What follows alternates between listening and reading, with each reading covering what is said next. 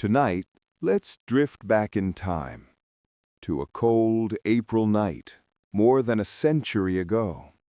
A night when the ocean was calm, the stars were bright, and the world's grandest ship sailed into history.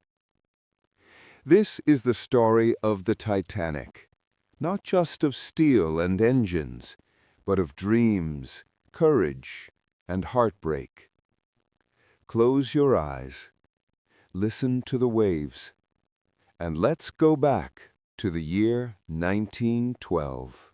She was called Unsinkable, a floating palace 882 feet long, filled with chandeliers, luxury, and pride. Built in Belfast, Ireland, by thousands of workers who believed they were building perfection. Her name was RMS Titanic, Royal Mail Ship Titanic. People said she was the safest ship ever made. She had swimming pools, electric lights, and even a gym, something few had ever seen on a ship. To step aboard her was to feel like royalty. To sail on her was to touch the future. It was April 10, 1912, a Wednesday morning in Southampton, England. Families waved from the docks. The Titanic's whistle blew deep and proud. Over 2,200 passengers and crew walked aboard, the rich, the poor, and the hopeful. Some were on vacation. Some were leaving everything behind for a new life in America. All believed they were safe. Among them were Captain Edward Smith, calm and respected; Thomas Andrews, the ship's designer, watching his masterpiece at sea; and J. Bruce Ismay, the company's director, dreaming of breaking speed records. As the Titanic slowly pulled away, the crowd cheered and the adventure began. Days passed like a dream. In first class, passengers danced, dined, and enjoyed the orchestra. In second class, teachers and tourists relaxed with tea and books. In third class, families laughed, played music, and talked about their new lives waiting in America. The Titanic glided across the Atlantic like a city of light. Even at night, her decks sparkled under the stars.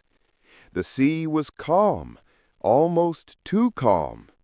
One passenger said, "It feels like the ship is floating in the sky."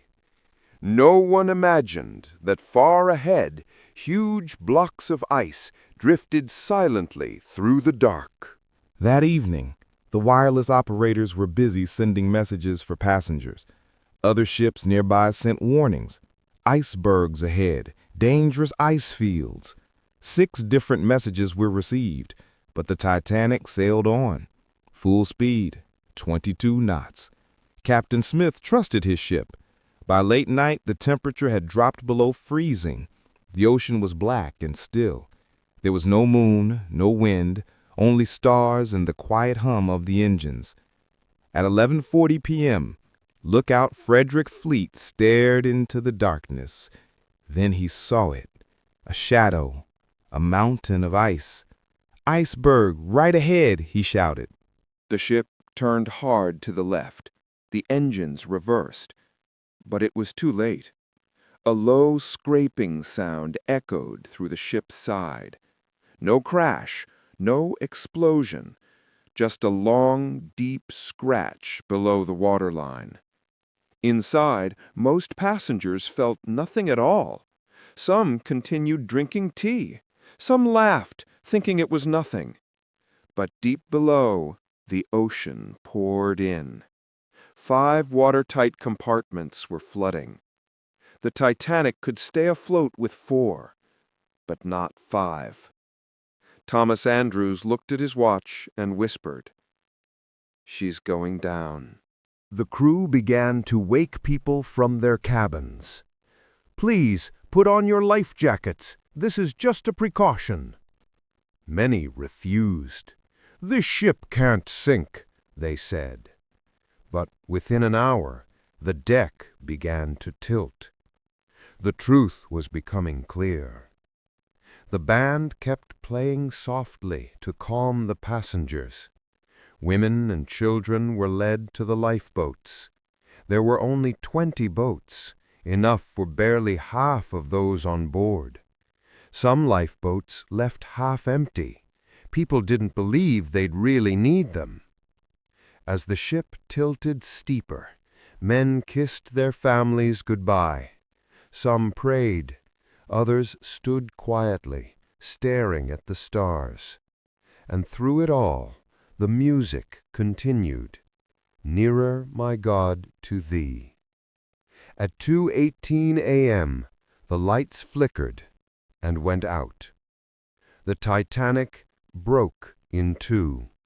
Her bow sank first, then her stern rose high into the night and disappeared beneath the water. Then came silence. The sea was calm again. Only the cries of those still in the water filled the night. It was freezing, 28 degrees Fahrenheit. One by one, the voices faded. When morning came, the rescue ship Carpathia arrived. Only 705 people survived. More than 1,500 were gone. Today, deep under the North Atlantic, the Titanic still lies in the dark, a silent monument to